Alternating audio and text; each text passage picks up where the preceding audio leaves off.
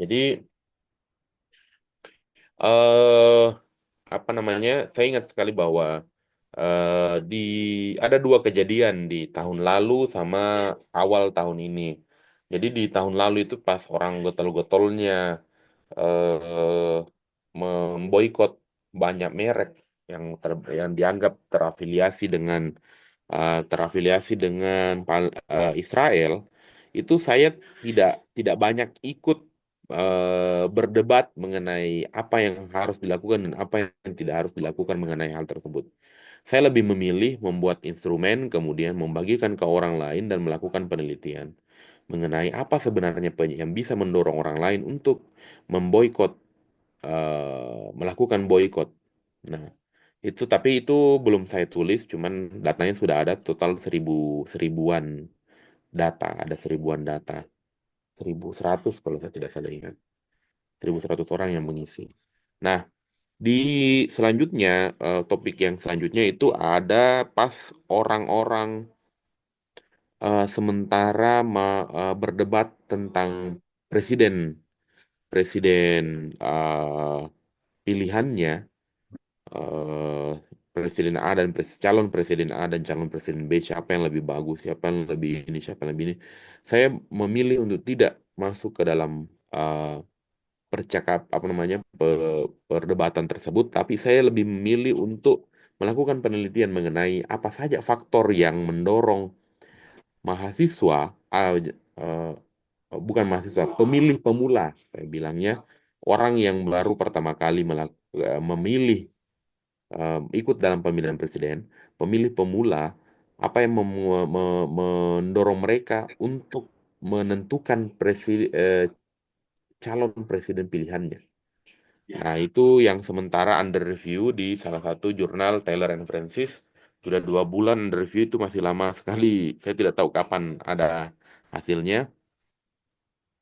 Jadi, eh, itu yang saya lakukan, yang mungkin ada hubungannya cek orientasi ide atau topik penelitian. Jadi, ada kaitan dengan topik terkini tadi, iya, tapi lagi-lagi bahwa meskipun eh, empat pertanyaan ini sudah dijawab dalam penelitian Bapak Ibu, tetap bahwa Bapak Ibu harus memastikan dulu apakah secara literatur penelitian tersebut memang belum pernah dilakukan.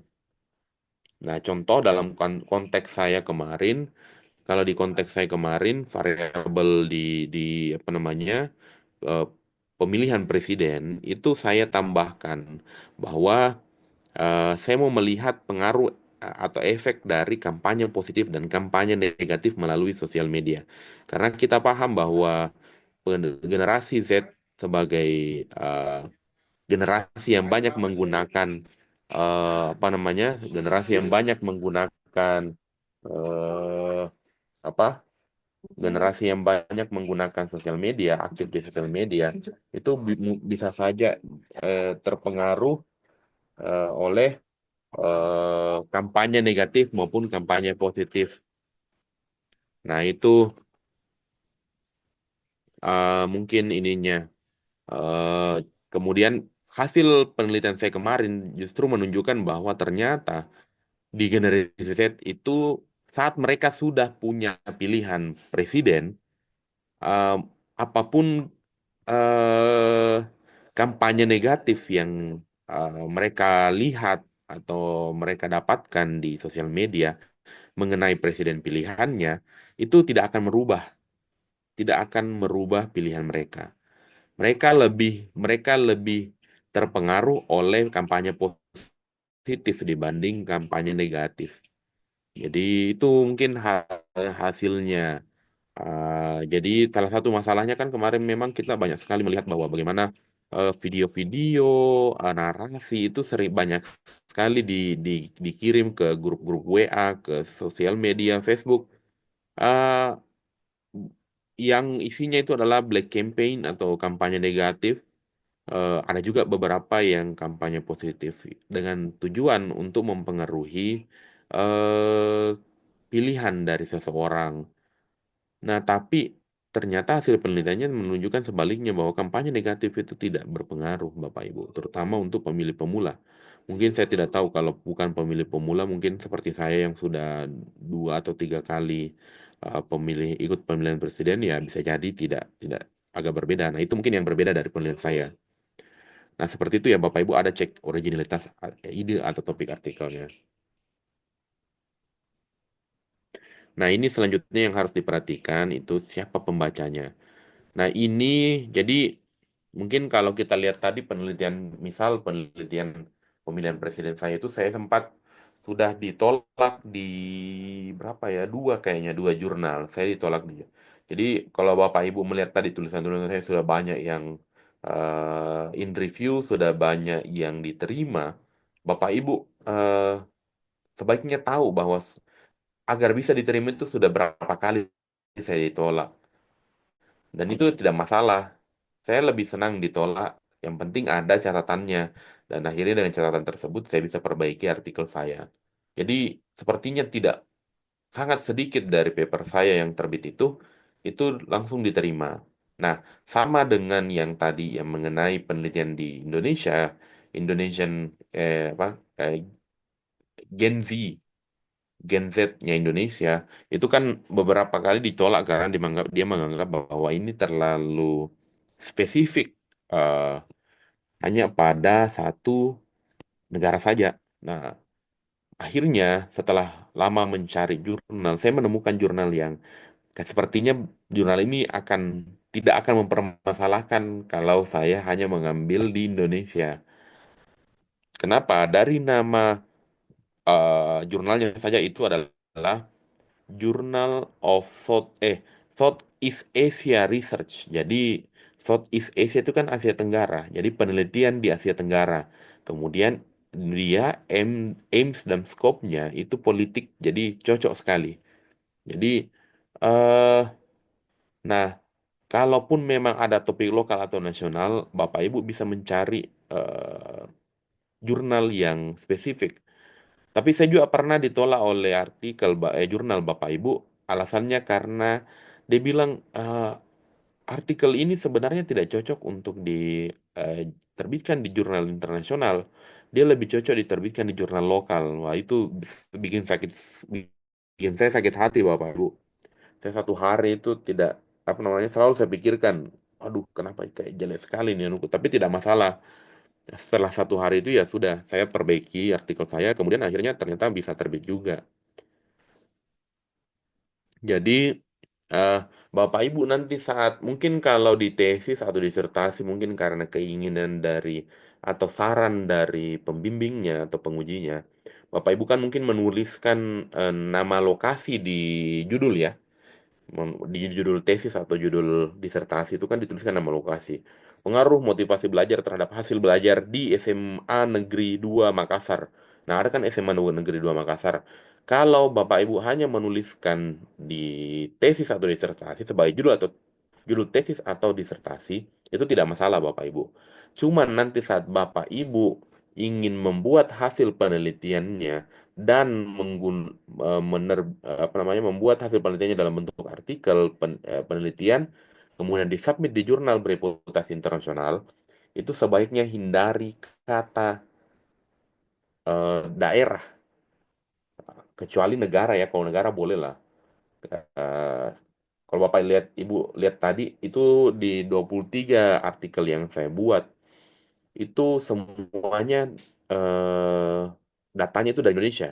Tapi hanya satu yang ada kata Indonesianya. Saya tidak, apalagi tidak mungkin saya tulis di Sulawesi Selatan, di kota A, kota B, saya tidak begitu. Apalagi sampai spesifik sekali SMA 2 Makassar misal, atau SMA 1 Parepare, SMA 3 Sidrap mungkin ya, begitu.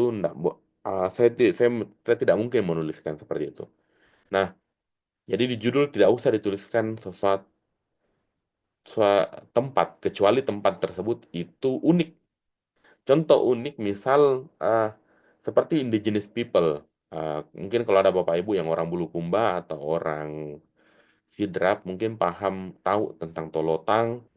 tahu tentang orang Kajang.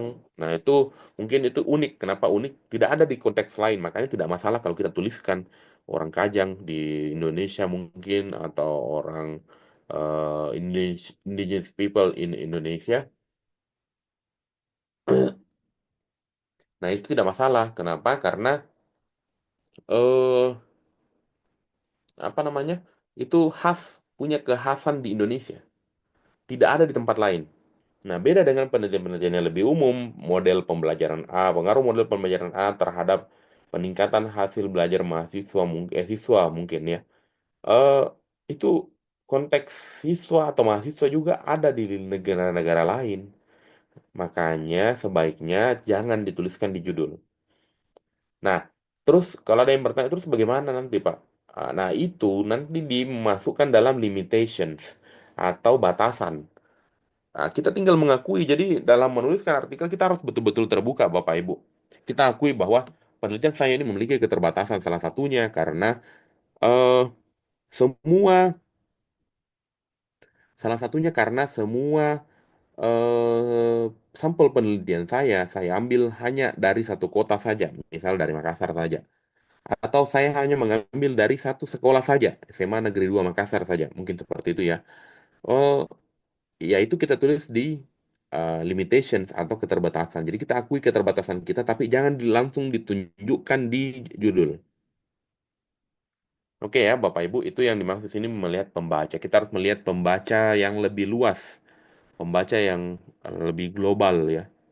Jadi jangan, nggak usah dituliskan nama tempat di judul kalau untuk artikel. Kalau sudah permintaan dari promotor atau pembimbing ya sudah tidak masalah. Hanya untuk tesis dan disertasi.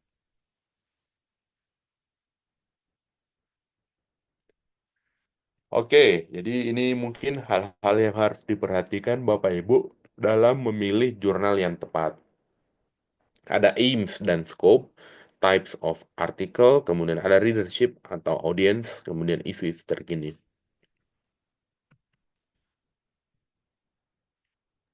Nah, ini ada type of articles.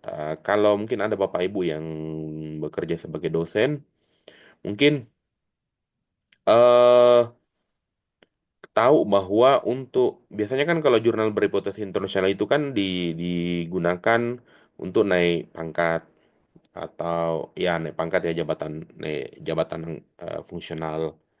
Nah, itu kalau untuk naik ke lektor kepala, jadi tipe-tipe artikel ini, jenis-jenis artikel ini harus diperhatikan. Jadi baik nanti mau naik ke lektor kepala maupun ke guru besar, Bapak Ibu.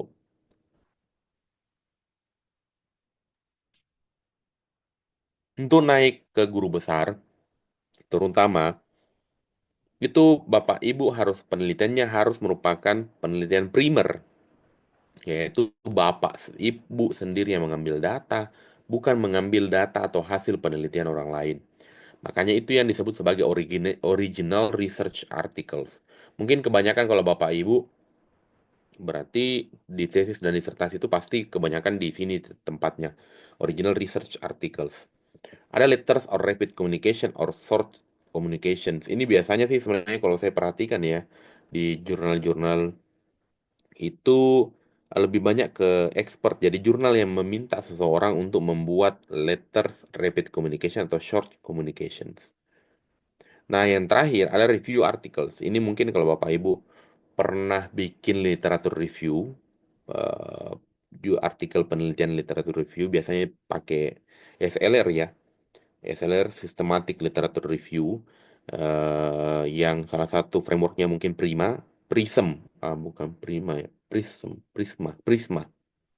Ada juga framework lain, ada dua framework kalau tidak salah untuk SLR. Nah, tapi lagi-lagi bahwa kalau memang tujuannya nanti untuk naik jabatan fungsional bagi dosen maupun mungkin peneliti ya, itu disarankan untuk mending ambil original research article.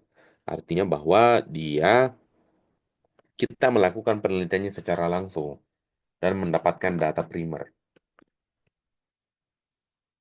Oke, eh selanjutnya setelah kita menentukan bahwa tadi itu bagaimana tipe artikelnya, Saat nanti Bapak Ibu mencari jurnal target, itu Bapak Ibu sebaiknya memperhatikan panduan penulisan Bapak Ibu. Author guidelines atau guide for authors atau instruction for authors. Ah, jadi beberapa jurnal itu punya bahasa yang berbeda untuk menulis ini, tapi biasanya akan eh, kalau ada kata-kata guide-nya, ada kata-kata autornya itu biasanya itu. Nah, itu nanti yang harus Bapak Ibu perhatikan.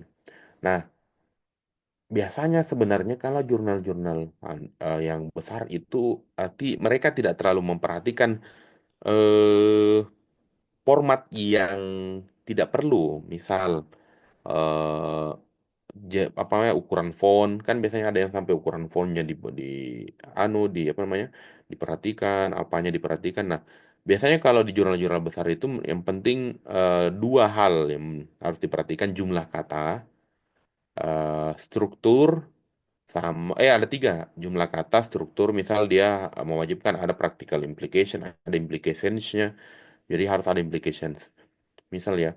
Nah, kemudian yang ketiga itu adalah jenis citasinya, Bapak Ibu. Nah, jenis citasi yang saya maksud sini adalah ada beberapa nanti kalau misal Bapak Ibu mau menggunakan Mendeley atau menggunakan Zotero, itu ada jenis site-nya, type of site. Itu kalau secara umum sebenarnya yang banyak digunakan itulah APA edisi ketujuh. Jadi dari American Psychological Association yang edisi ketujuh. Sepertinya juga skripsi tesis dan disertasi kita di UNM itu juga menggunakan format APA. Tapi beberapa jurnal yang lain itu pakai format yang berbeda, makanya itu yang harus diperhatikan. Biasanya ya itu saja saya biasanya kalau mau submit ke jurnal-jurnal publisher besar, mereka tidak tidak perlu sampai besar kecilnya huruf, enggak. Karena mereka punya tim nanti tim production namanya, mereka lah yang akan memperbaiki template. Jadi kita fokus ke konten, mereka nanti kalau memang ada yang tidak sesuai dengan konten eh, apa namanya apa guide for autorsnya atau panduan penulisnya, itu mereka yang akan memperbaiki, tapi hanya misal ukuran font, mereka tidak akan mengubah isi, karena itu masalah etika penulisan. Kalau mereka mau mengubah isi tidak boleh, mereka hanya boleh mengubah apa namanya format saja. Nah, terus selanjutnya, nah ini yang paling penting sebenarnya. Saya beberapa kali artikel saya ditolak oleh jurnal bereputasi internasional itu karena masalah ini. Meskipun sebenarnya lagi-lagi pandangan mengenai novelty itu eh, sangat subjektif, Bapak Ibu. Sangat subjektif. Kenapa saya bilang sangat subjektif? Karena saya biasa, misal saya submit ke jurnal A, jurnal publisher mayor juga, publisher besar, ditolak dengan alasan bahwa novelty-nya tidak kuat. Tapi saya submit ke publisher B tanpa mengubah eh, analisis gap analisisnya, itu ternyata yang B terima. Makanya memang kadang masalah subjektivitas juga dalam melihat paper kita. Tapi tetap jangan sampai Bapak Ibu, saya submit saja deh. Kan nanti siapa tahu dapat dia yang yang bisa terima atau tidak begitu. Kalau tidak kita usahakan dulu, kita sesuaikan dengan bagaimana cara menulis gap research atau novelty yang baik, kemudian kita submit itu sampai kapanpun tidak akan ada yang mau terima. Kecuali mungkin predator ya, kalau predator itu mau Ji, karena kalau dia terima papernya Bapak Ibu ya dapat lagi uang 30 juta, 40 juta toh. Nah, oke. Jadi kalau Bapak Ibu lihat di sini ada lingkaran biru, ada sedikit bagian yang merah. Lingkaran biru itu disebut sebagai yang birunya itu disebut sebagai prior research atau apa saja yang sudah orang-orang lakukan yang berhubungan dengan topik Bapak Ibu misalnya. Nah, dari situ nanti kita melihat bahwa oh ternyata meskipun sudah banyak penelitian yang melakukan topik A, tapi belum ada yang pernah menyelidiki bagian ini. Nah, itu berarti yang bagian putihnya ini, yang bagian atas kita Bapak lihat yang ditunjuk oleh panah bagian putih, itu disebut sebagai gap research. Nah, gap itu berarti ada lubang, ada bagian yang tidak utuh. Nah, itulah fungsinya dari penelitian kita. Kita mau menambahi supaya lebih utuh tadi eh, topik tersebut. Nah, makanya ada di bawah sini ada lingkaran merah, itulah novelty dan kontribusinya Bapak Ibu. Jadi novelty dan kontribusi itu tidak perlu besar-besar, yang penting Bapak Ibu bisa menunjukkan bahwa di topik tersebut itu sudah banyak yang melakukan A, tapi belum ada yang melakukan B, dan sayalah yang akan melakukan B ini. Tapi tidak boleh langsung dibilang seperti itu tanpa melihat melakukan elaborasi terhadap hasil-hasil penelitian terdahulu. Tidak boleh overclaim, tidak boleh apa ya, arogan. Arogan itu menurut saya ya, kalau kita baru ini langsung tiba-tiba, oh tidak ada yang bikin penelitianku ini. Terus ditanya, kamu sudah baca jurnal berapa? Nggak pernah, intinya kayaknya saya berapa kali ke perpustakaan baca-baca tesis, tidak ada yang bikin ini. Nah, itu berarti cenderung ke overclaim atau ya memaksakan novelty. Kita menganggap bahwa itu baru, tapi ternyata banyak yang kerja yang di luar. Cuman karena kita tidak banyak membaca. Oke ya, kita lanjut Bapak Ibu. Ini anatomi atau struktur umum seperti yang saya bilang tadi, bahwa kalau saya biasanya di publisher besar itu tiga J yang saya perhatikan. Jumlah kata, eh, ada yang biasa, tapi itu jumlah kata nanti harus diperhatikan ya Bapak Ibu. Apakah termasuk tabel, apakah bagaimana caranya melihat tabel. Jadi seperti di Meralt itu satu tabel itu berapapun kalimatnya di dalam, itu dianggap langsung 280 kata. Berapapun kata yang ada di dalam tabel langsung dianggap sebagai 280 kata.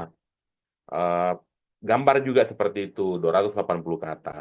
Jadi nanti harus dihitung baik-baik. Nah, yang kedua tadi yang saya bilang, yang saya biasanya perhatikan sebelum submit itu adalah struktur. Nah, itu struktur kadang ada beberapa jurnal itu eh, secara umum sebenarnya ini IMRAT pasti diterima. Cuman kan ada jurnal yang minta biasa tambahan, seperti ada yang minta practical implications, ada implicationsnya. Kalau eh, ini secara umum itu sebenarnya IMRAT, namanya IMRAT. Introduction, Methods, kemudian Results, and Discussion. Jadi pendahuluan atau latar belakang, kemudian metodologi, kemudian hasil, kemudian pembahasan. Itu saja. Nah, beberapa artikel itu minta conclusion, misal ya, minta conclusion atau ada limitation. Nah, itu boleh. Tapi di beberapa di buku-buku penulisan artikel ilmiah yang saya baca itu memang eh, kesimpulan itu sebenarnya sunnah. Boleh ada, boleh tidak ada. Atau boleh digabungkan dengan pembahasan. Jadi setelah kita bahas semua tadi hasil penelitian, nanti paragraf terakhir ditulis kesimpulannya secara umum bagaimana. Tanpa perlu membuat subsection. Nah, baik ini berat ya Bapak Ibu, introduction, methods, results, and discussion. Di introduction itu, kalau saya coba perlihatkan Bapak Ibu, saya sekarang mungkin kalau Bapak Ibu bikin tesis atau disertasi itu panjang-panjang mungkin pendahuluan. Jadi kalau di saya itu, saya cari dulu paper saya ya.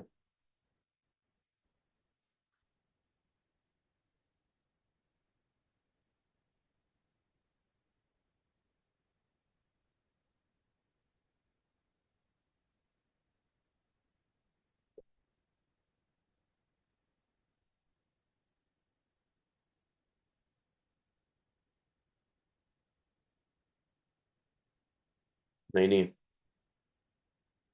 kalau di saya sebenarnya cenderung hanya menggunakan 4 sampai 6 paragraf saja.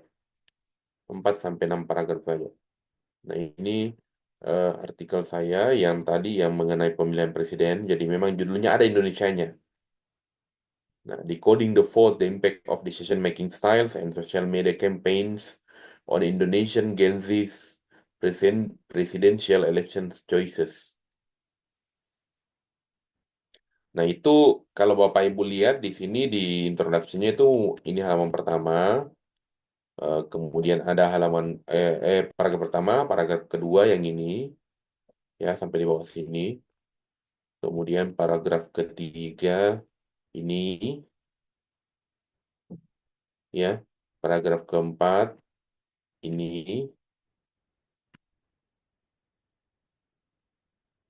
Nah, terakhir baru paragraf kelima. Ini sudah selesai introduction. Jadi cuman ya 4 sampai 6 paragraf biasanya.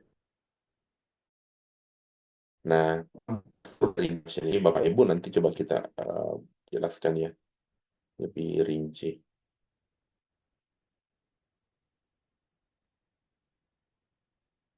Hmm. Tadi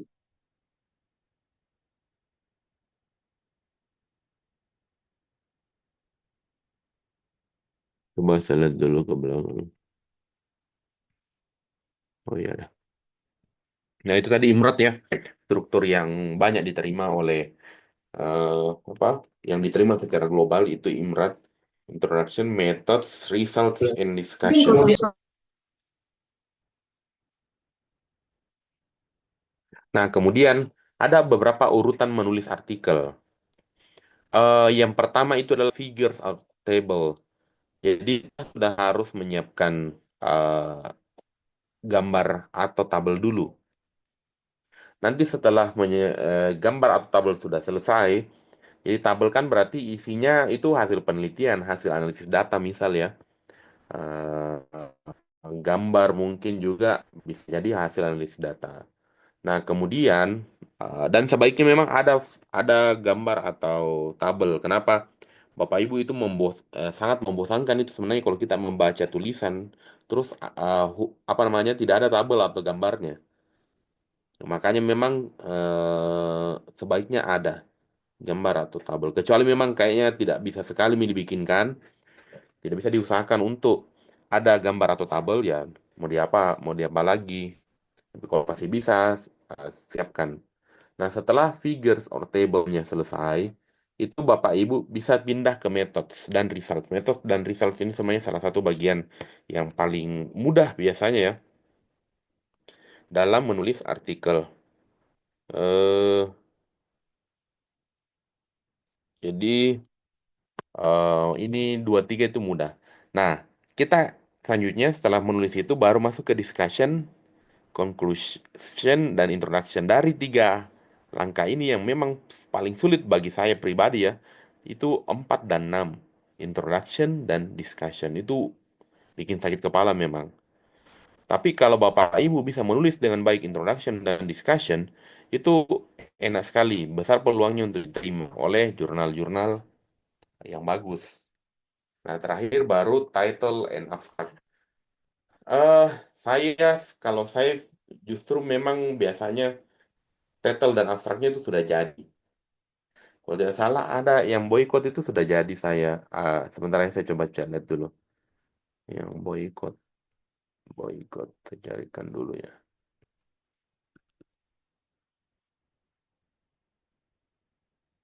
Saya carikan dulu modelnya.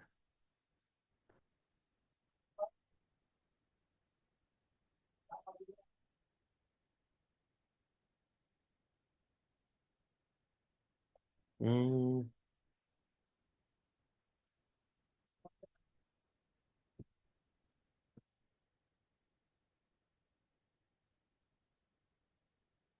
boykot.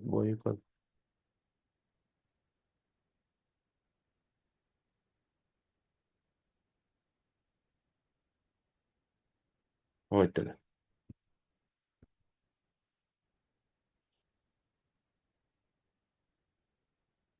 Hmm,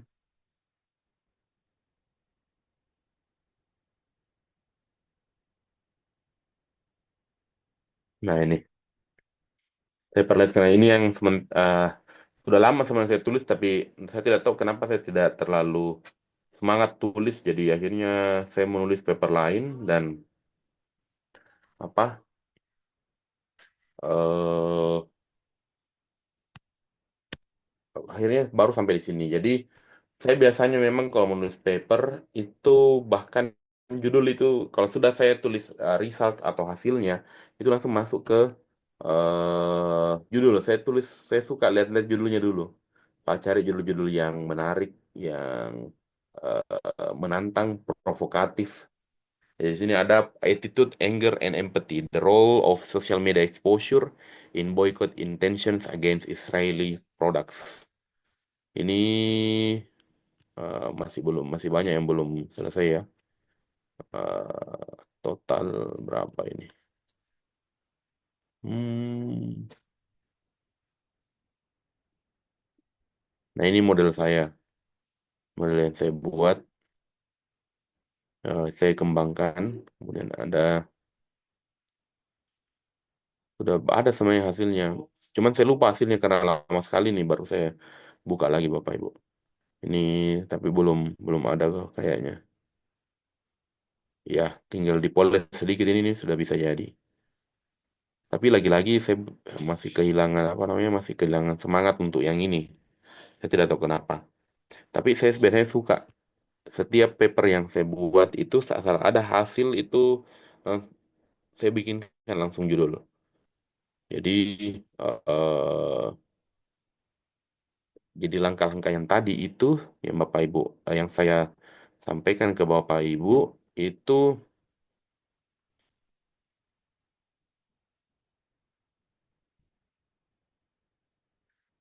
ini ya itu bisa jadi ditukar-tukar saja. Tapi ini hanya best practice-nya ya dengan melihat bagaimana kebanyakan orang menulis paper itu begini anunya, begini yang dia pakai caranya. Bentar ya Bapak.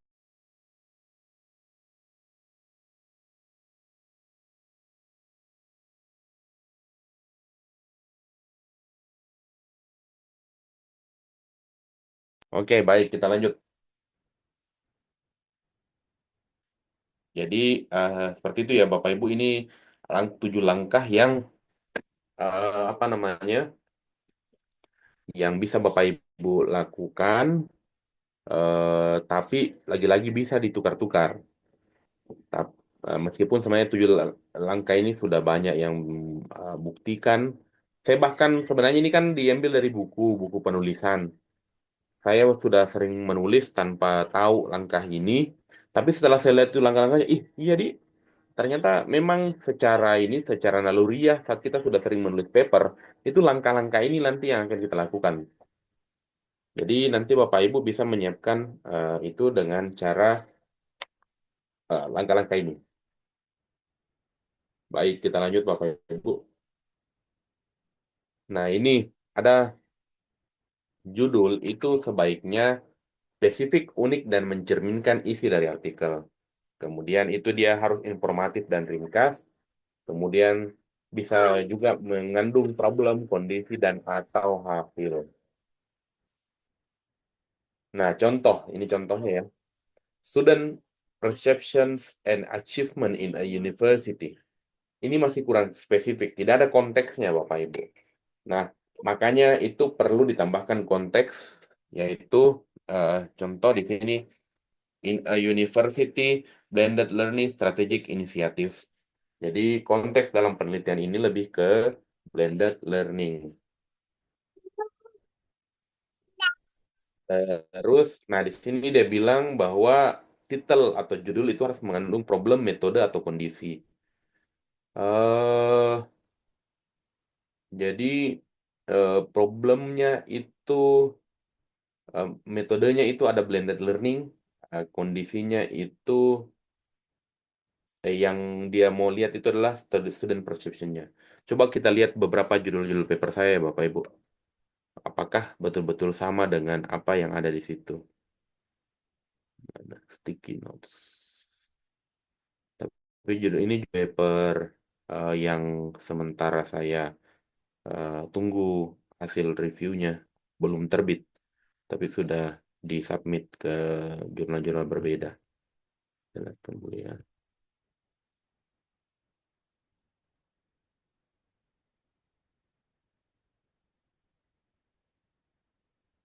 Nah ini.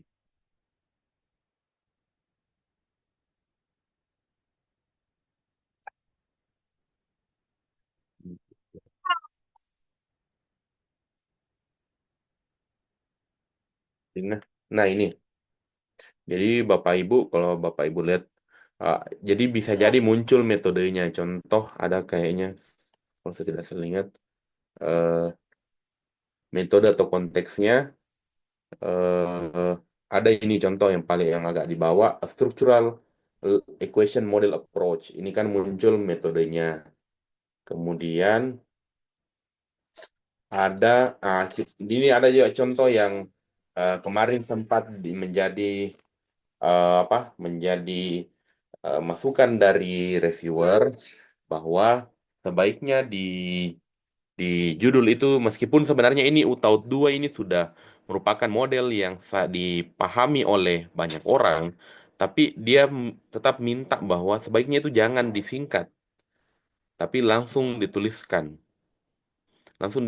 kepanjangannya. Cuman masalahnya adalah judul itu biasanya maksimal 20 kata Bapak Ibu. Jadi kalau ini saya tambahkan lagi understanding AR/VR adoption 3 4 5 6 7 8 9 10 11 12 13 14 15. Ini sudah 15 kata. Nah, jadi eh apa ya?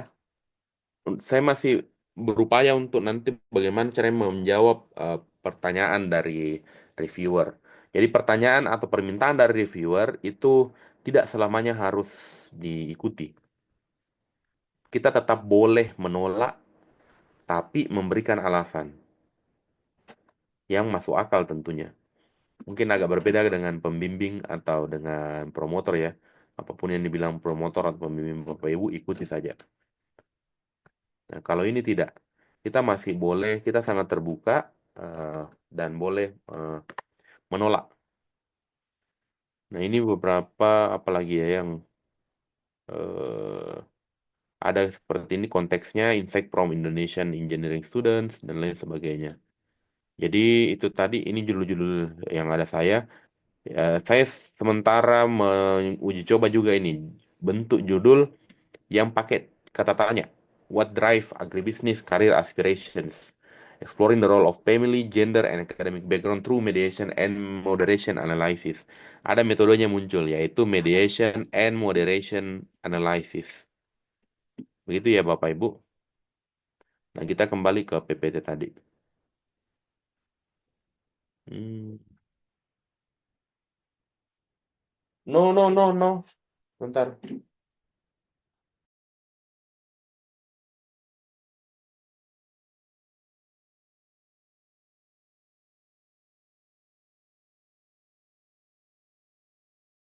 Tunggu sebentar Bapak Ibu ya.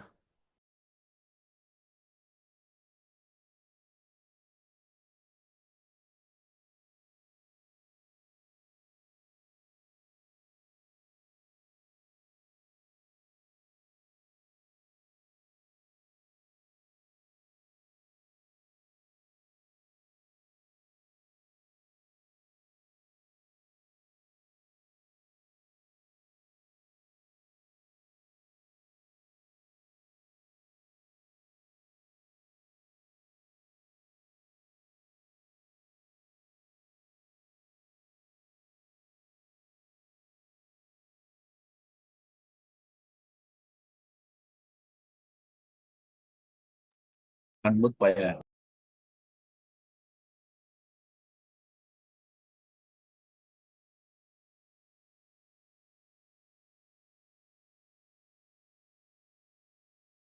Baik Bapak Ibu, kita lanjut ya. Mohon maaf tadi ada sedikit masalah. Jadi ini contoh lagi, gunakan frasa yang kemungkinan besar akan dipakai dalam pencapaian topik makalah. pencarian topik, misal uh, kenapa ini penting Bapak Ibu? Karena eh, agar nanti Bapak Ibu paper-papernya itu bisa disitasi oleh orang lain, bisa dibaca oleh orang lain. Jadi meningkatkan apa? Meningkatkan keterbacaan kemungkinan. Jadi makanya perlu muncul di judul itu sesuatu yang kemungkinan besar akan dicari oleh orang lain. Contoh di sini, uh, investigating users perspective on e-learning. E-learning ini kemungkinan akan dicari. Banyak orang yang melakukan penelitian tentang e-learning. Kemudian ada TAM, Technological Acceptance Model, itu juga muncul, dan ada AS Success Model. Ini juga TAM dan AS itu dua model yang banyak digunakan dalam model penerimaan teknologi. Nah, itu yang uh, apa perlu diperhatikan. Nah, inilah kalau Bapak Ibu lihat bahwa ternyata ada paper yang meskipun dia pakai apa? Dia pakai singkatan di judulnya itu masih bisa. Karena memang lagi-lagi bahwa pandangan uh, dari editor dan reviewer itu subjektif, ada subjektivitasnya. Nah, meskipun saya tadi agak berbeda ya, saya Utaut 2 itu juga terkenal daripada TAM dan IS, itu eh, juga, tapi harus diminta bahwa jangan tulis singkatannya, harus tulis panjang. Nah, ini kan harusnya kalau dia ditulis panjang jadinya bukan TAM tapi Technological Acceptance Model. Ini AS saya tidak tahu. Ada Towards MOOC, Massive Open Online Course. Ini mirip seperti Universitas Terbuka, UT. Oke ya, begitu ya Bapak Ibu. Jadi ini contoh-contoh judul yang bagus. Kemudian ada frasa yang menggambarkan distinctive features. Sesuatu ini yang saya maksud tadi judulnya ada pemilihan kata atau diksi yang menarik yang membuat orang tertarik untuk membaca. Contoh ada the dynamics of dynamics. Ada frame model perspektif. Ah itu apa namanya? Yang membuat orang tertarik. Ini kira-kira bahas apa? Kenapa ada the dynamics dia tulis? Jadi jangan lurus-lurus kalau menulis apa namanya membuat judul artikel ya Bapak Ibu. Nah ini kemudian ada autor, dia berkontribusi signifikan, bahkan beberapa jurnal itu minta apa saja kontribusinya kita jelaskan, kita harus jelaskan. Kemudian ada abstrak sederhana, biasanya tidak lebih dari 200 kata, tapi ini lagi-lagi tergantung dari jurnalnya karena saya pernah dapat jurnal 250 kata maksimal. Nah, di di kalau saya pribadi itu di abstrak sebenarnya saya suka menempatkan di abstrak itu di kalimat pertama adalah backgroundnya, introductionnya, baru kemudian masuk ke tujuan. Nanti kita coba lihat ini ya contoh. Ada contoh-contoh abstrak, misal kalau Bapak Ibu lihat yang di atas ini ada dua abstrak. Ini mereka memberikan dulu background atau introduction dengan kata the development of e-learning in higher education institutions depends on teachers adoption and their levels of acceptance of e-learning technologies in the teaching process. Jadi dia memberikan background dulu di satu kalimat.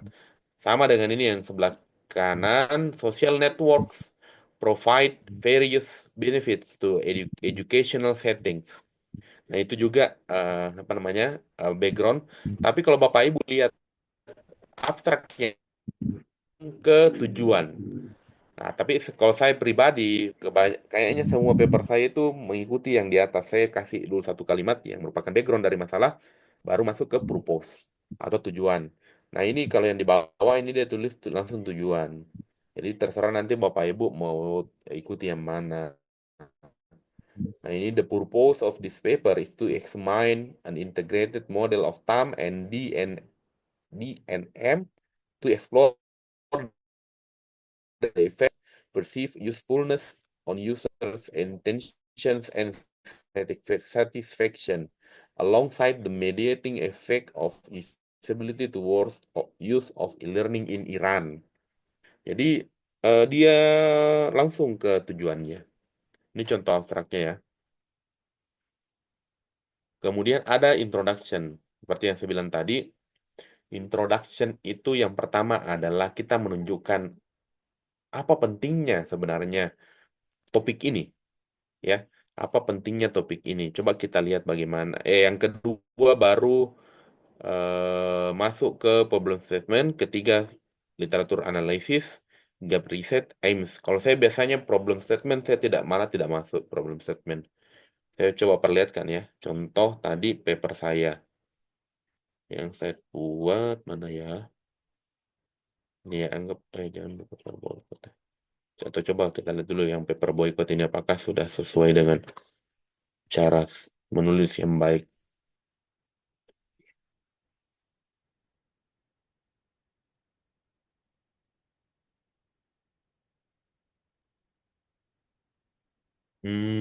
Jangan ini kayaknya. Saya coba cari dulu ya paper yang lain. Jadi Bapak Ibu menulis artikel itu sebenarnya tidak bisa kita langsung mau eh, ahli. Jadi saya sendiri itu menyadari bahwa tulisan-tulisan saya itu berubah hampir setiap kali saya menulis itu pasti ada perubahan. Karena saya menyadari bahwa ada kayaknya ada yang salah dari apa dari paper saya ini, ada yang salah ya dari paper yang saya yang kemarin. Jadi saya selalu perbaiki. Mana ya? Oh ini.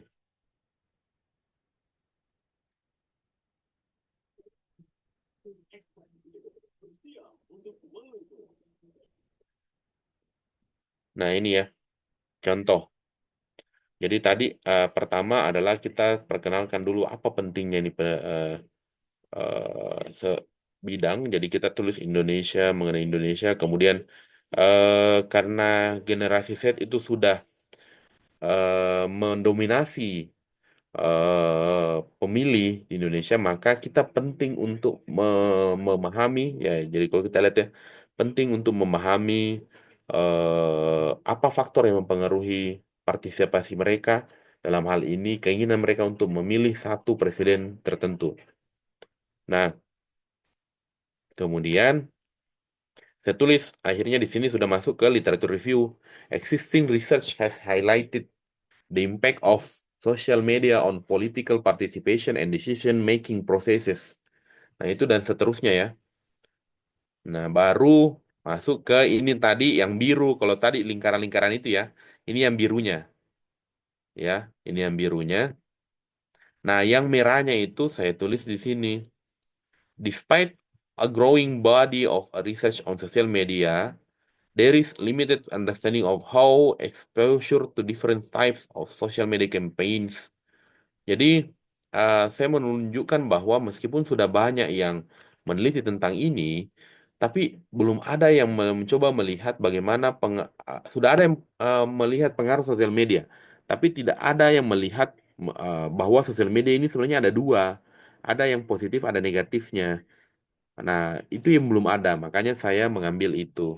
Nah, baru masuk ke tujuan, aims, terakhir baru di sini research question biasanya sih. Ada pertanyaan. Nah, begitu ya. Jadi the research seeks to answer the following questions. Dan seterusnya ada pertanyaan yang mau dijawab. Nah, itu contoh dari paper saya, Bapak Ibu.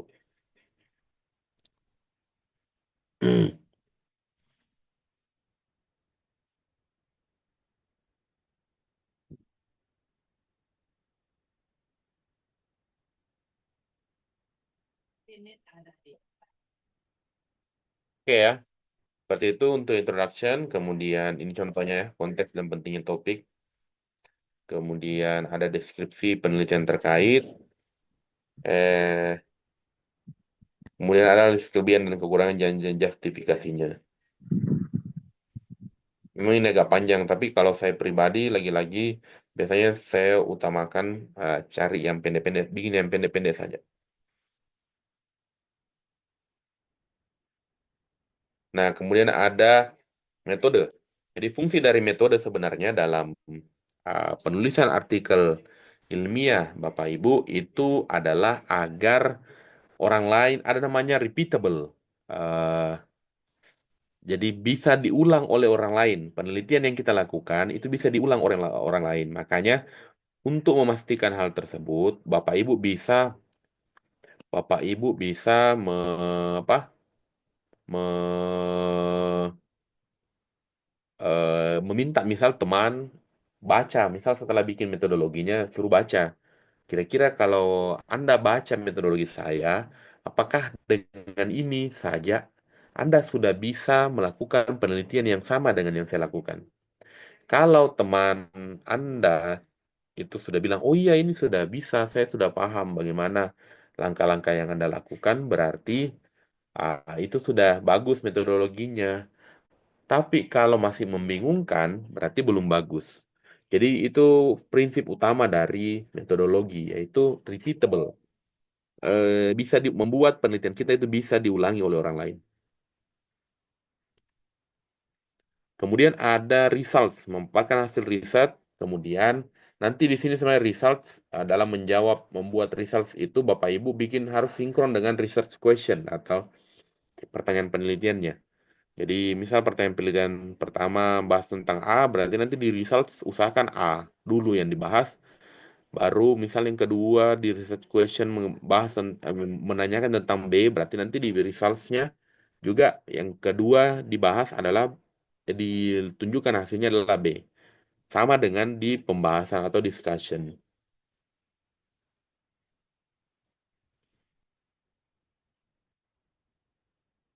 Nah ini yang tambahan ya untuk ini di conclusion, limitations, and future research.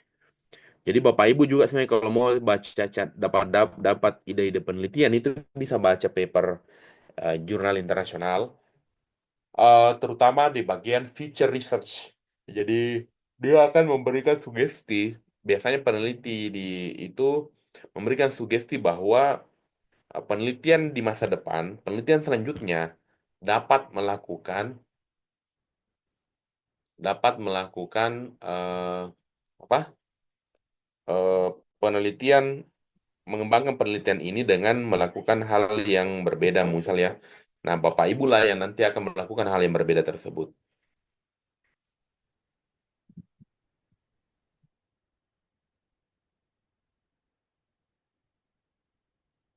Nah, terus ada acknowledgement atau ucapan terima kasih. Jadi ini biasanya ke pemberi dana atau hibah, yang kedua kolega, bukan anggota peneliti. Biasanya di sini kalau misal ada orang-orang yang sebenarnya berperan dalam penelitian Bapak Ibu, tapi dianggap kayaknya tidak terlalu banyak perannya, itu bisa ditulis acknowledgement.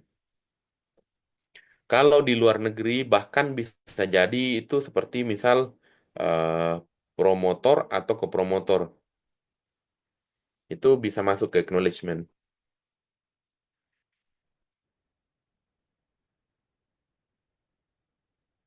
Itu ya Bapak Ibu bisa ke reviewers, tapi saya tidak pernah kalau ke reviewers khusus untuk saya pribadi.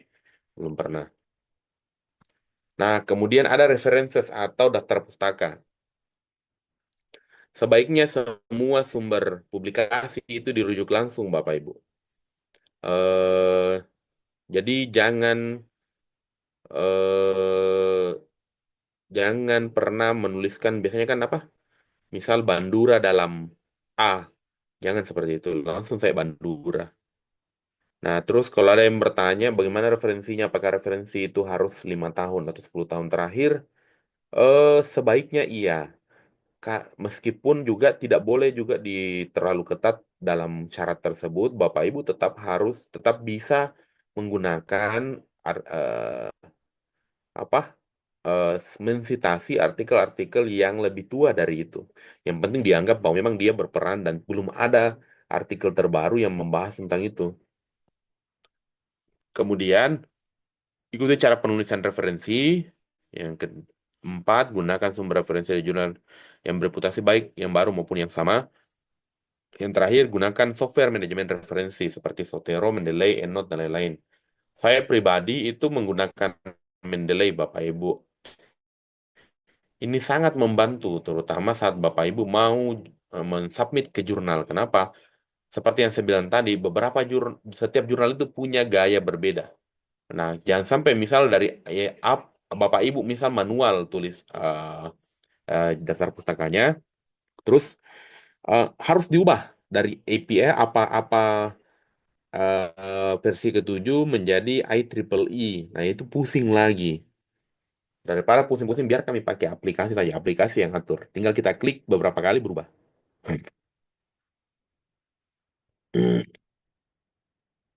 Oke, ada peer review. Ini saya pernah eh, ada pengalaman terakhir yang dimana paper saya ditolak itu awalnya ternyata beberapa jurnal itu saat hasil reviewnya dia bilang mayor atau banyak, kemudian setelah kita kirim di review lagi masih mayor, kita kirim di review lagi masih mayor 3 kali, itu biasanya langsung mereka tolak. Mereka tidak mau lagi terima. Nah, ini rata-rata 30% yang direview dari yang dipublish. Jadi eh, ya lumayan besar ya 30%. Reviewers itu tidak bayar. Jadi biasanya Bapak Ibu di melakukan review di Sage Open maupun di Quality Assurance of in Education itu tidak ada bayarannya. Nah, ini ada keputusan reject 30 sampai 90% bergantung jurnalnya. Jadi kemungkinan ditolak itu 30 sampai 90%. Ada bahkan lebih dari 90%. Ada yang cuma 6% kemungkinan diterima. Ada yang major revision direvisi tapi banyak sekali yang disuruh perbaiki. Itu bahkan kemungkinan akan ditolak. Kemudian ada minor revision diterima setelah perubahan-perubahan dilakukan. Kemudian ada yang terakhir langsung diterima. Di dua paper yang sementara ini saya revisi, ada salah satunya itu mayor. 5 reviewer Bapak Ibu. Jadi reviewer pertama itu menolak, langsung reject. Dia bilang, reviewer kedua, dia major revision. Reviewer ketiga itu minor. Reviewer keempat minor. Reviewer kelima itu langsung terima. Jadi beda-beda ini anunya reviewer. Tapi kesimpulan dari editor, setelah melihat hasil dari reviewer, itu berarti akhirnya dia bilang revisi mayor. Makanya saya diberi waktu sampai 3 bulan untuk memperbaiki. Biasanya memang kalau revisi mayor itu lama waktunya. Nah, ada beberapa alasan editor menolak. Yang pertama, tidak sesuai dengan aims dan scope-nya. Tidak sesuai dengan apa eh, yang seharusnya topik penelitian yang yang diinginkan oleh jurnal. Kemudian ada beberapa hal seperti menceritakan aplikasi rutin yang sudah dikenal. Saya pernah ditolak karena dia bilang sudah banyak metode tersebut yang kami terbitkan. Kemudian yang ketiga, perkembangan kecil atau lingkupnya terbatas. Novelty-nya artinya lemah ya. Saya biasa juga ditolak karena ini. Kemudian kebaruan University tidak terlalu jelas atau tidak cukup dukungannya, tidak banyak menggunakan atau mensitasi artikel pada penelitian-penelitian sebelumnya yang berhubungan. Kemudian ada tahap penyiapan. Meskipun sebenarnya pada tahap penyiapan ini tidak, kalau di publisher besar Bapak Ibu paling cuma disuruh kembalikan, disuruh perbaiki baru tetap nanti diproses. Jadi tidak menjadi alasan untuk penolakan. Revisi setelah menerima dari reviewer. Jadi eh kita harus menanggapi komentar reviewer poin demi poin. Jadi kalau saya itu sebentar saya coba bukakan ya. Saya bukakan. Jadi poin demi poin itu harus dijawab.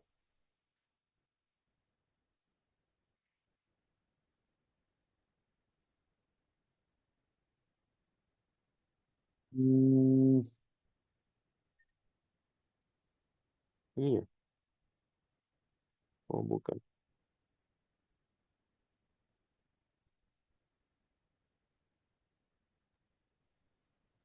Nah, ini contohnya. Bapak, Ibu.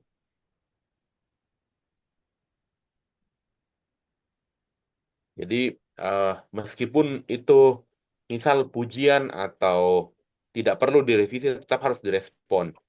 Jadi misal editor, jadi kalau saya itu di halaman pertama saya akan menuliskan surat dulu untuk editor, nanti di bawah baru respons to reviewer. Jadi kita kita telah satu-satu apa saja yang diminta. Nah, ada komentar pertama begini, kemudian ada responnya, komentar kedua begini, kemudian apa responnya, dan seterusnya sampai di ini ada berapa ini? 8, 9. Ada 9 pertanyaan yang harus diklarifikasi. Nah, itu begitu ini yang dimaksud bahwa kita harus menjawab pertanyaan dari reviewer satu persatu.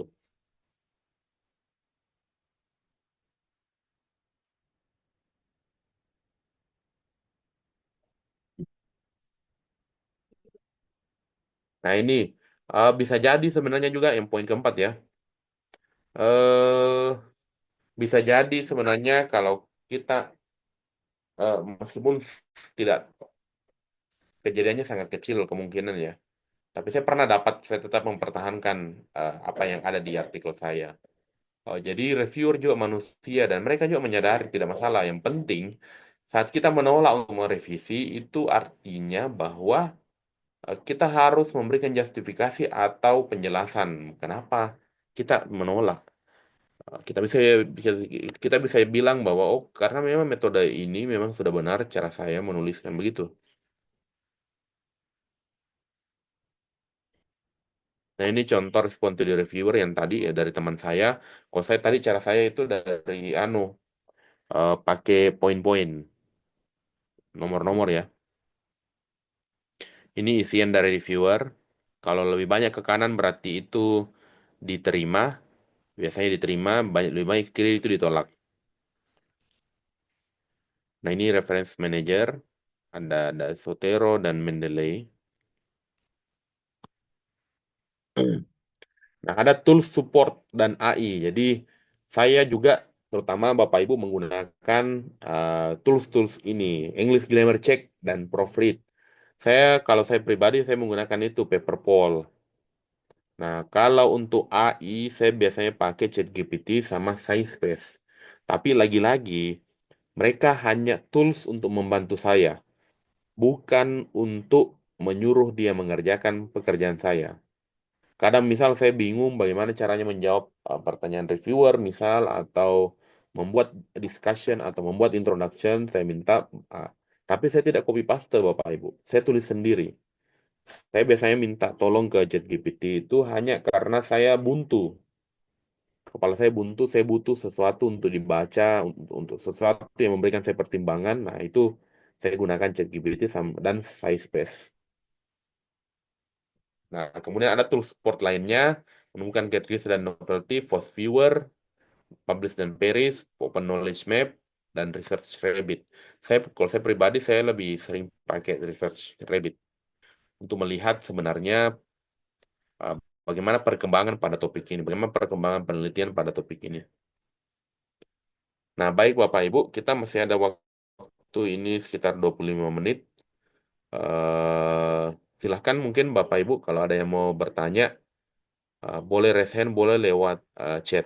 Saya memang biasanya pertemuan di sini di apa namanya di setting agar eh, apa di setting agar banyak waktu yang diberikan kepada Bapak Ibu untuk tanya jawab. Ada mungkin Bapak Ibu silakan.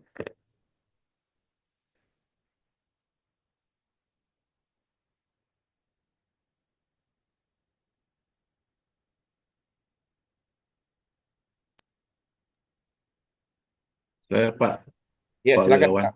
Ya silakan Pak Mulyadi. Pak Bilyadi. Assalamualaikum warahmatullahi wabarakatuh. Waalaikumsalam warahmatullahi wabarakatuh. Eh, Sangat menarik apa yang disampaikan tadi Dinda Wirawan, luar biasa. Saya ini terus terang baru kali ini saya mendapatkan materi mungkin karena level saya hanya di tingkat SMA, saya guru eh, dan juga ada tugas tambahan sebagai kepala sekolah. Iya Pak. Tentu tentang artikel ini apalagi bertaraf internasional sangat jarang sekali kita bisa sampai ke sana, tidak sama dengan teman-teman dosen ataupun memang bergelut di dunia Iya. penelitian. Yang pertama tentu harapan saya dan juga mungkin harapan teman-teman bisa men-share eh, file secara lengkap di grup ini. Kemudian yang kedua, harapan saya dan juga mungkin teman-teman ada semacam diskusi tindak lanjut pada saat kita katakanlah saya sudah memiliki eh, artikel yang kira-kira akan bisa menjadi apa namanya eh, apa istilahnya Publikasi. ya yang bisa dipublikasikan tentu ada satu ruang kepada kami ini untuk bisa belajar karena saya kira pertemuan ini hanya sifatnya stimulus saja. Saya juga ini kalau di persentase ini mungkin hanya 20% yang bisa saya tangkap, Pak Irwan. Itu Iya. saja harapan-harapan itu. Makasih. Assalamualaikum warahmatullahi wabarakatuh. Waalaikumsalam warahmatullahi wabarakatuh. Baik Bapak Ibu, insya Allah nanti saya coba tanya dulu ke ini karena ini eh, punya teman saya, tapi nanti akan saya share filenya insya Allah. Nah kemudian mengenai tadi apa namanya, mengenai tindak lanjut, ya insya Allah kalau memang Bapak Ibu mau bertanya, eh, WA nomor nomor kalau Bapak Ibu nomor WA-nya Pak mau, Irwan sudah ada di grup ya, ada ya. Gabung. iya ada Oh, tadi saya kan atas saya itu bertanya atas atas nama. Irawan setelah Iya, iya. Nah, jadi boleh, boleh mau WA saya. Misal kalau ada yang mau ditanyakan, uh, dikonsultasikan. Insya Allah saya siap di Bapak Ibu semua. Saya suka memang di diskusi. Makanya memang ada banyak paper yang saya berkolaborasi dengan banyak orang. Itu dan dari banyak banyak bidang. Seperti yang saya bilang tadi ada dari pertanian, ada dari apa eh, kesehatan masyarakat dan lain sebagainya. Jadi insya Allah Bapak Ibu semua kalau ada yang mau berdiskusi lebih lanjut, misal sudah ada artikelnya, itu nanti boleh. Nah tapi nanti Bapak Ibu saya baru ingat bahwa nanti di kelas ini ada tugasnya, tugas dalam tanda kutip. Tugasnya adalah Bapak Ibu silahkan nanti buat draft artikel. Berdasarkan tadi penjelasan, draft artikel ini bisa dibuat dummy. Dummy maksud saya adalah karena kan bisa jadi Bapak Ibu ada yang belum melakukan penelitian, meskipun ada juga bisa jadi ada yang sudah melakukan penelitian. Kalau belum melakukan penelitian, bisa dibuat saja agar sesuai dengan tadi yang saya jelaskan, meskipun nanti hasilnya itu dummy, dibuat-buat dalam tanda kutip. Begitu ya Bapak Ibu. Itu nanti ada tugasnya yang harus dikumpulkan. Oke, baik. Seperti itu Bapak Mulyadi. Oh, Bapak Mulyadi di kepala sekolah di mana Pak Mulyadi? Di SMA 1 Majene, Sulbar, Dinda. Oh, Ya. iya. Saya pernah kayaknya saya pernah saya pernah ada mendampingi kegiatan di Majene, Pak, yang kemarin yang apa? Apa kemarin itu? Pendampingan untuk siswa ke perguruan tinggi. Oh ya. Lupa-lupa juga karena Iya. sering berkegiatan UNM ke Majene, ke Polman. Oh iya, banyak Pengabdian, banyak sekali pengabdian kemarin masyarakat ya. UITM Majene, Kolmbang. Iya. Iya, betul, Pak. Baik. Jadi tadi selanjutnya ke Pak Tajudin tadi kayaknya yang angkat yang resen. Ada yang mau ditanyakan Pak Tajudin?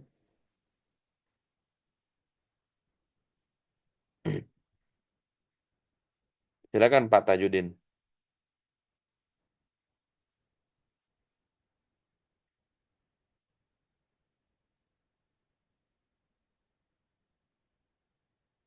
Oh, tidak ada ya mungkin salah pencet atau apa tadi. Oh ya, saya sebelum ke Ibu Ferawati, saya jawab dulu pertanyaan dari Ibu Mesra Damayanti yang ada di message. Trik-trik paling mendasar untuk tembus jurnal Trindex Scopus. Trik yang saya gunakan, tidak ada sebenarnya tidak ada trik yang mungkin lebih ke sulap, tidak ada seperti itu, Bu. Jadi Kalau saya, inti dari penelitian itu adalah bagaimana kita menunjukkan novelty. Saat novelty-nya sudah kuat, itu besar sekali peluangnya untuk diterima. Besar sekali peluangnya untuk diterima. Kemudian, eh, banyak yang sebenarnya yang membutakan, bagaimana ya? Banyak yang keliru dalam membuat trik seperti ini. Ada yang bilang harus ada orang yang sudah pernah menulis Scopus, baru kita bisa juga tembus. Tidak, Bapak Ibu. Jadi paper-paper, kalau Bapak Ibu lihat paper 23 paper yang saya buat, itu semuanya rata-rata penulis baru, Bapak Ibu. Mungkin 80-90% itu penulis baru di Scopus. Jadi, dan semuanya orang Indonesia, tidak ada orang luar negeri. Jadi saya memang salah satu kenapa saya semangat untuk menulis, saya ingin mematahkan banyak sekali mitos mengenai Scopus. Mitos pertama yang saya patahkan adalah Scopus itu mahal. Saya menerbitkan artikel itu gratis, ada dua artikel yang kemarin gratis, beberapa berbayar karena memang ada hibah dari kementerian. Tapi yang 12 itu yang sementara saya submit itu semuanya nanti gratis, Bapak Ibu. Tidak ada yang dibayar. Kalau memang akhirnya nanti bisa diterima semua, berarti itu gratis semua nanti. Nah, jadi menurut saya yang paling penting dalam menulis artikel itu, eh, bagi saya, kalau saya pribadi tidak ada triknya. Yang paling mendasar adalah perkuat di novelty, perkuat di introduction-nya. Saat introduction-nya sudah kuat, Bapak Ibu, insya Allah besar peluangnya untuk bisa lolos. Nah, cara lain adalah kalau mau lihat aman tadi dari aims dan scope, misal ya, Bapak Ibu ragu ini kayak aims dan scope-nya ini, jurnal apakah sudah cocok atau tidak dengan artikel saya. Caranya itu adalah coba baca-baca, lihat judul-judul artikel yang sudah ada di jurnal tersebut. Kalau ada beberapa judul yang mirip dengan eh, topik, eh, judul Bapak Ibu, berarti itu bagus di jurnal itu, sesuai aja dengan yang kita, apa namanya, yang kita eh, submit. Nah, saya juga coba tambahkan dulu sebelum pindah ke Ibu Ferawati. Jadi, misal ya, kadang itu kalau memang paper-paper Bapak Ibu itu punya scope yang spesifik, coba cari jurnal yang spesifik juga. Jangan jurnal yang general. Apa yang saya maksud general itu contoh ya. Contoh Bapak Ibu misal penelitiannya tentang, seperti saya cari dulu. Ini, jadi ini artikel saya yang sementara under review. Nah, artikel ini coba Bapak Ibu perhatikan. Dia ada di Southeast Asia Research. Eh, Besar peluangnya. Kenapa akhirnya bisa under review? Karena saya memilih yang saya memilih yang apa? Saya memilih yang spesifik. Kalau saya mengambil jurnal-jurnal politik, misal yang general, di luar saya harus bersaing dengan orang-orang eh, orang-orang yang sangat banyak. Tapi kalau saya submit di sini berarti saya hanya perlu bersaing dengan orang-orang yang melakukan penelitian mengenai kondisi politik di Asia Tenggara. Dan itu tidak banyak, makanya besar peluangnya untuk diterima. Sama misal pendidikan. Mohon maaf Bapak Ibu semua ini jurusan apa Bapak Ibu? Dari jurusan apa? Ilmu pendidikan, Pak. Oh ya, oke, ilmu pendidikan. Nah, mungkin kalau di ilmu pendidikan, aku pilih ilmu pendidikan, nanti kalau cari apa ya, apa yang apa yang spesifik misal di pendidikan. Hmm, Manajemen pendidikan ya. Anggaplah seperti ini. Bapak Ibu ada yang mengambil penelitian tentang manajemen pendidikan, khusus untuk manajemen pendidikan. Jadi setelah artikel tersebut selesai, jangan submit jurnal meskipun sebenarnya aims dan scope-nya itu cocok. Jangan submit jurnalnya ke education yang general. Tapi coba cari manajemen pendidikan. Cari yang betul-betul manajemen pendidikan. Educational management, apa manajemen in education misal ya. Cari jurnal-jurnal yang bahas tentang itu. Artinya kalau Bapak Ibu bisa jadi juga diterima tetap di yang yang luas, tapi kan itu nanti bukan cuman kita tidak jadinya bersaing sangat dengan sangat banyak orang, semua yang pendidikan dari pendidikan A, pendidikan B, pendidikan C, pendidikan D, pendidikan E, dan seterusnya itu kita bersaing. Tapi kalau masuk ke jurnal manajemen pendidikan kan kita cuma bersaing sama orang-orang yang meneliti tentang manajemen pendidikan. Jadi tidak tidak terlalu ketat persaingan.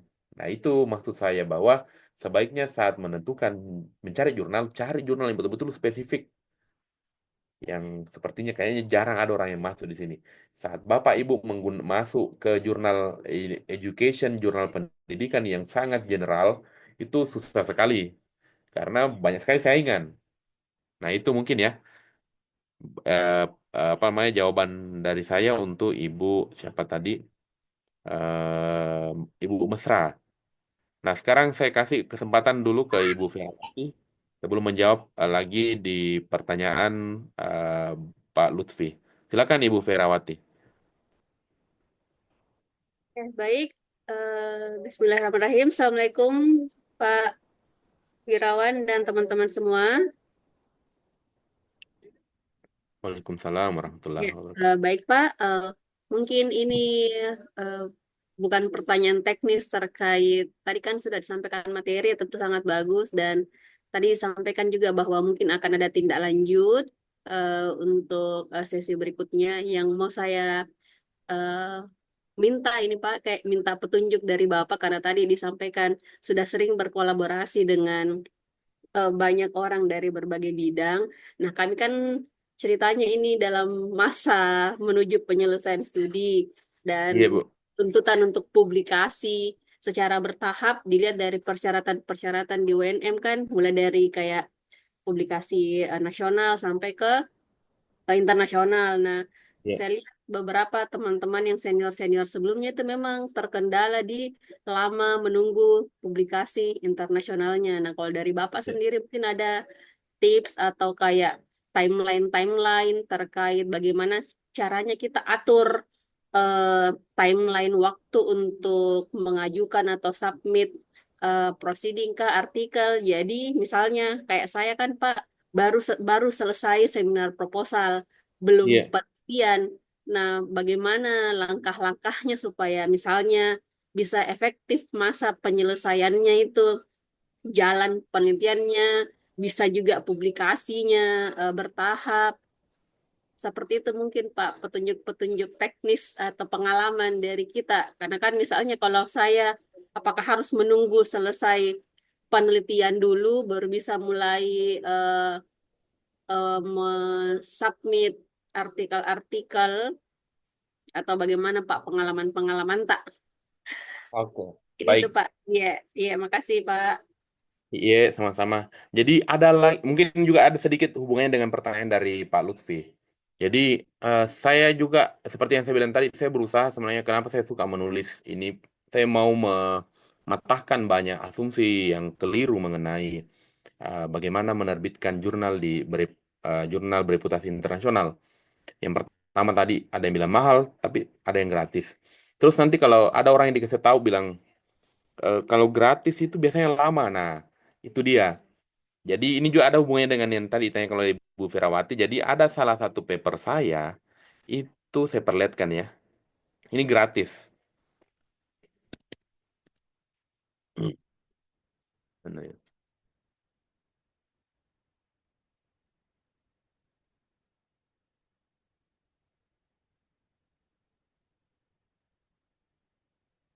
Hmm. Oke. Jadi ini dua paper. Aduh, salah. Jadi ini dua paper yang saya eh, tulis dan berkolaborasi dengan banyak orang. Dan alhamdulillah juga paper ini yang membuat penulisnya bisa guru besar. Baru-baru ini dua orang penulis utamanya itu guru besar. Nah, ini Ini contoh di Quality Assurance in Education. Bapak Ibu, kalau Bapak Ibu lihat di sebelah kanannya, jadi nanti kalau mau lihat paper, biasanya kalau di publisher besar Bapak Ibu, seperti Emerald, ini juga nanti ada hubungannya yang Pak Lutfi. Jadi makanya kenapa saya suka di publisher besar. Publisher besar itu kecil sekali kemungkinannya untuk masuk ke predator. eh Terus di biasanya mereka menyediakan banyak sekali informasi. Contoh di paper ini saja sudah kelihatan informasinya bahwa paper yang saya buat ini itu dikirim tanggal 11 Agustus, diterima tanggal 17 Desember di tahun yang sama. Kira-kira itu berapa bulan Bapak Ibu?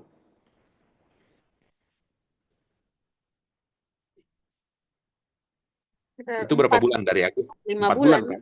Iya. 4 bulan 6 hari saja ini. Nah, jadi dan ini gratis Bapak Ibu, gratis. Jadi tidak serta-merta bahwa jangan sampai yang banyak orang sering itu bilang, iya memang gratis, tapi lama bertahun-tahun, oh tidak sampai bertahun-tahun ini 4 bulan. Nah terus ini lagi paper yang kedua ini Q1, kalau yang tadi itu Q2, 5 Oktober 2023. Terus diterima 22 Mei. Dari Oktober ke Mei itu 7 bulan, 7 sampai 8 bulan. Jadi aman. Bapak Ibu sekarang semester berapa? Ibu Ferawati semester berapa Ibu? Sudah Saya proposal. semester 3, Pak. Kemarin baru saja selesai seminar proposal. Oh iya, berarti ini sudah mau masuk semester 4 ya? Ya, Nanti Mas, bulan Februari. semester 4, rencananya di semester 4, terus penelitian yang mungkin penelitiannya kurang lebih 3 atau 4 bulan, Pak. Ya, Iya, ya. Anggaplah 3-4 bulan iya, berarti dari Januari sampai April. April menyusun artikel 2 bulan, berarti Juni. Juni iya. dengan kondisi paling jelek saja ini anggaplah 7 bulan. Juni berarti bisa selesai Januari tahun depan artikelnya.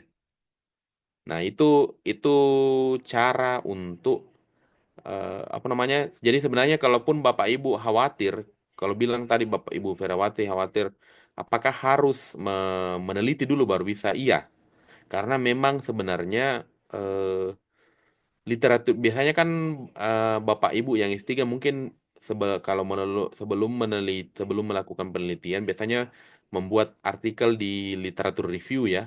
Tapi literatur review itu juga bukan penelitian yang mudah Bapak Ibu. Mungkin kita aja yang banyak yang mudah melihat itu, tapi sebenarnya itu sulit dilakukan. Apalagi kalau mau dikasih tembus di Scopus.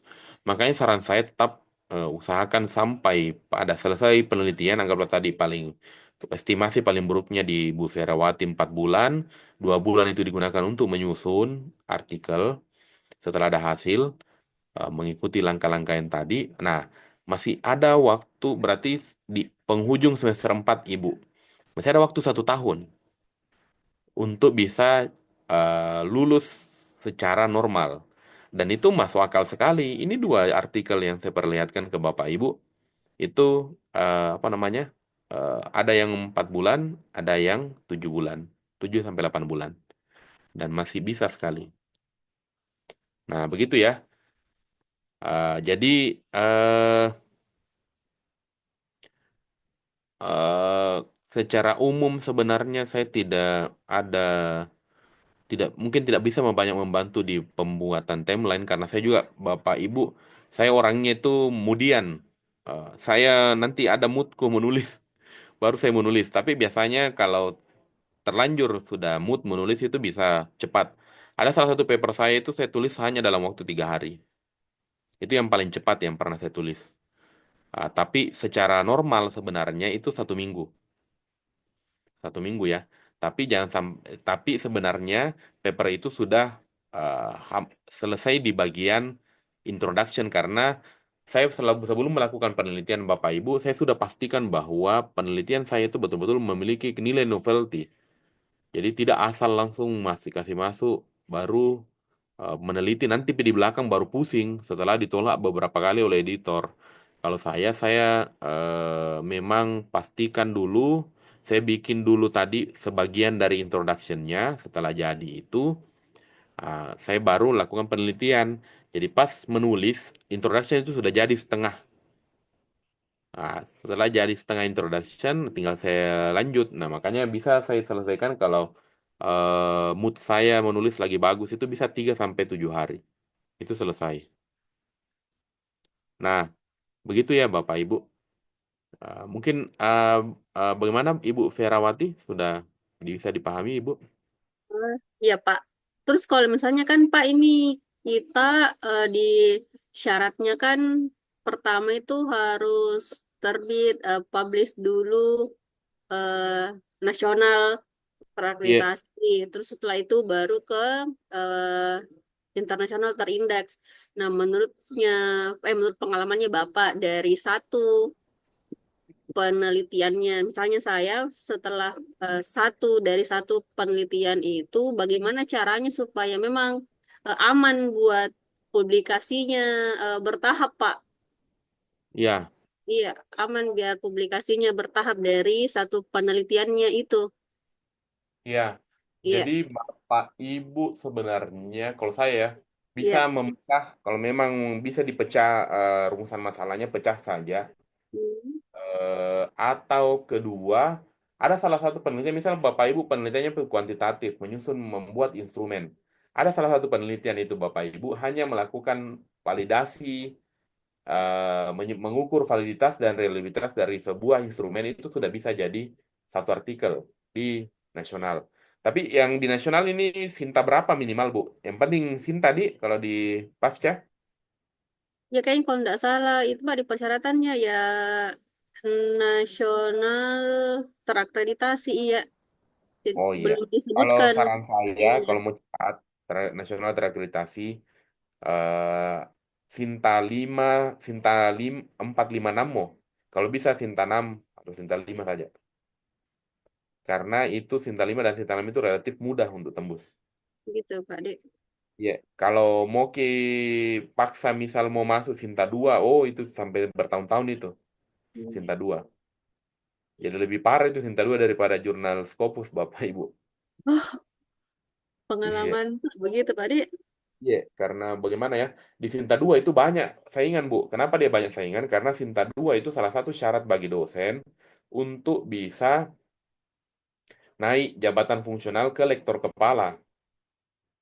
Makanya itu seluruh Indonesia dosen itu pasti itu nah kalau mau naik jabatan fungsional itu pasti submit ke Sinta 2. Nah, makanya hindari Sinta 2 dan Sinta 3. Lebih bagus, bahkan saran saya kalau bisa memang Sinta 6 saja. Sinta 6 itu kayaknya 90% itu kemungkinan diterima, Ki.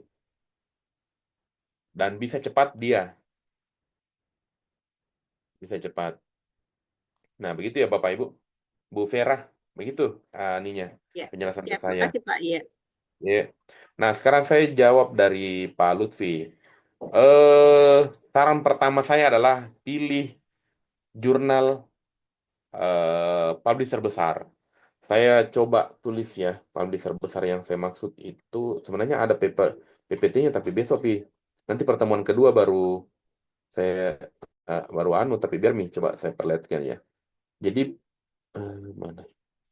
Nanti pertemuan kedua juga selain sebenarnya kan begini Bapak Ibu, reference manager yang ada yang kita akan bawakan di pertemuan kedua itu sebenarnya kami hanya fokus pada pengenalan reference manajernya. Terutama kalau bagi saya itu karena saya hanya menggunakan Mendeley, jadi kita fokus di Mendeley saja.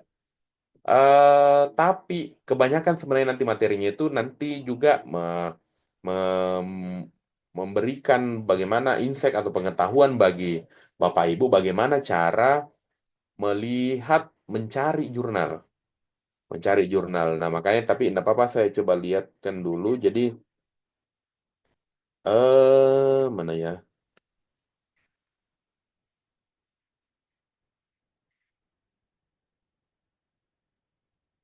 Nanti ini pertanyaan dari Pak Lutfi akan lebih banyak dijawab di sesi di pertemuan kedua. lebih jelas. Bentar, saya cari dulu ya. Siap, Pak. Ya, saya carikan ke dulu. Ada logo-logo anu di sini, ada logo-logo penerbit mayor. Mana dia? Nah, kalau saran saya cari di situ saja. Tapi hindari kata, nah itu, ini kayaknya. Tapi hindari kalau ada jurnal tulisannya open access. Kapan ada kata open access-nya berarti dia berbayar itu. Kemungkinan besar berbayar. Jadi, misal kayak tempat saya jadi reviewer tadi, ada Sage Open meskipun dia juga Sage ya ini. Jadi ini yang sebelah kanan jurnal yang besar ini Elsevier, Emerald, Springer, Sage, sama Taylor and Francis. Ini kebanyakan jurnal-jurnal yang diterbitkan di sini itu sifatnya hibrid. Hibrid itu artinya dia Bapak Ibu akan diberikan pilihan apakah mau membayar atau gratis. Tapi bagusnya itu jurnal-jurnal di luar yang besar itu Bapak Ibu, jurnal-jurnal publisher mayor seperti ini yang Elsevier, Emerald, Springer, Sage, sama Taylor and Francis itu nanti pilihan untuk mau membayar atau gratis itu ada kalau paper kita sudah dinyatakan diterima. Jadi bukan dari awal jadi keliru secara pandang orang-orang yang bilang, ih kalau kita pilih gratis nanti lama, nanti tidak diterima. Jadi orang-orang di luar yang betul-betul punya niat untuk mengembangkan ilmu pengetahuan itu pasti menyediakan sistem yang bagus. Jadi eh, apa namanya eh, jurnal-jurnal publisher besar itu pasti eh, punya sistem yang menjamin bahwa pilihan Bapak Ibu apakah membayar atau tidak membayar itu tidak mempengaruhi proses review. Nah, jadi kalau kayak Emerald itu terakhir Bapak Ibu ditanya Ki. Jadi setelah ada nanti emailnya bahwa setelah direvisi terus terakhir sudah dinyatakan accepted diterima, ada lagi email lanjutannya, ada lagi email lanjutan untuk kita klik masuk dalam sistem. Di dalam sistem itulah kita akan memilih kita mau gratis atau berbayar. Berbayarnya itu dia 2.400 dolar, 40 juta. Nah, ini sebenarnya juga saya kemarin ada salah satu jurnal karena saya tulis ada fundingku, ada ada dana hibahku, tapi masalahnya dana hibah kami tidak cukup untuk bisa membiayai publisher. Jadi dia bilang sebaiknya kalau Anda punya funding itu pilih jalur yang apa? Yang berbayar. Tapi saya selalu mau pilih yang gratis. Nah, terus Bapak Ibu, kalau Bapak Ibu memang misal di luar dari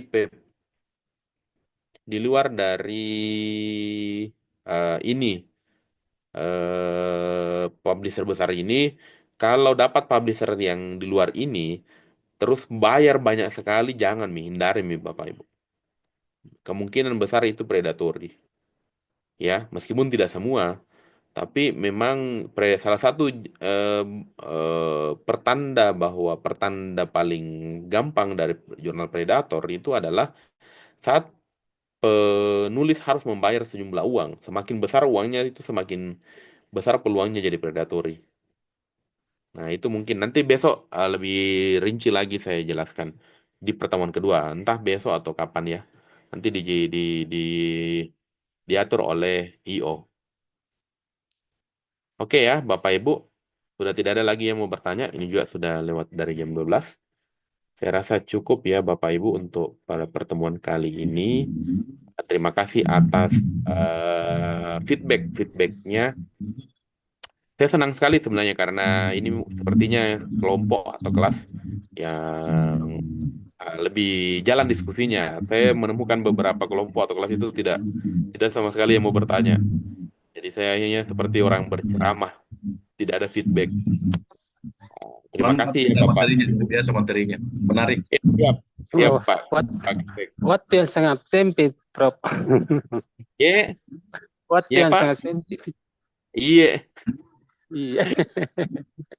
iya. Saya juga, saya belum Prof juga, Pak. Saya masih S2 sebenarnya, tapi baru mau S3 ini Oh rencana. iya, siap, siap. Kan memang Saya banyak saya kira bantu buat buat di UNM banyak bantu-bantu untuk kolaborasi untuk menulis paper. Makanya TP2 paper itu yang saya pernah lihat kan itu penulis utamanya sudah jadi guru besar.